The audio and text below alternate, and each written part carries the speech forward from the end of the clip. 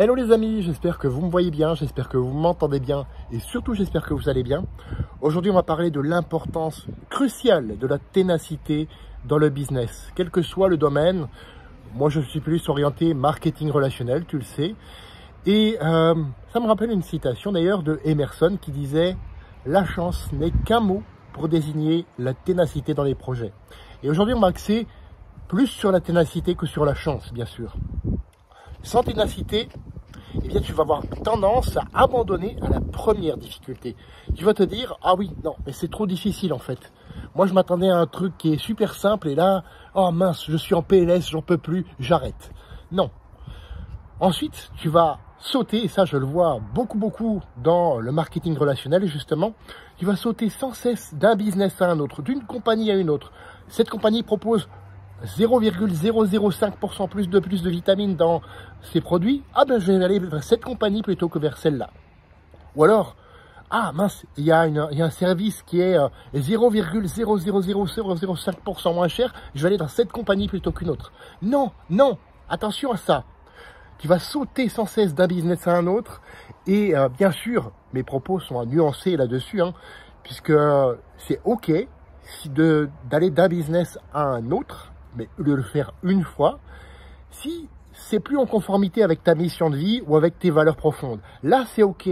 Là, c'est quelque chose qui est en conformité avec ta mission de vie. Ah bah, tu vas aller plutôt vers là que vers là. Là, tu as le droit, bien sûr. Il n'y a aucun souci là-dessus et c'est pas du tout là-dessus que je critique.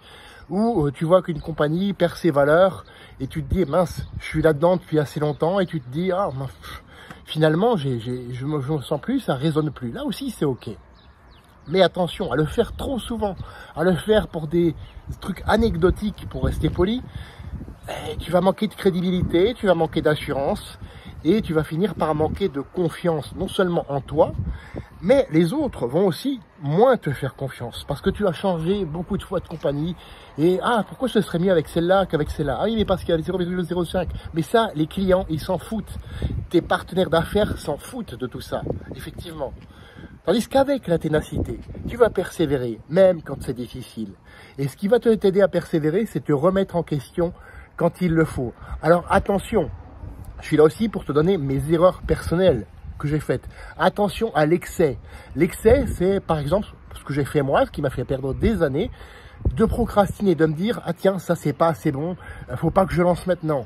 Donc j'ai retardé encore mes lancements. Là dernièrement, j'ai retardé un lancement de 3 ans parce que je pensais, ah mince, c'est pas assez bon. Non, c'est pas ça, se remettre en question. Et là, c'est mon erreur et j'aimerais que cette erreur-là t'enseigne à ne pas faire la même, tout simplement. Donc tu vas changer parfois les plans, oui, mais pas de business encore une fois. Hein. Tu vas changer les plans, tu vas utiliser de meilleures stratégies, c'est-à-dire des stratégies qui fonctionnent pour toi et pas pour tes collègues ou pour un tel qui semble réussir magnifiquement alors que parfois c'est juste de l'esbrouf. Hein. Donc tu vas te focaliser là-dessus sur les stratégies qui fonctionnent pour toi.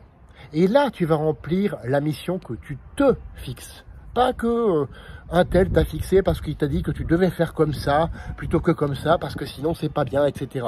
Tu connais le blabla là-dessus et tu connais mon avis là-dessus.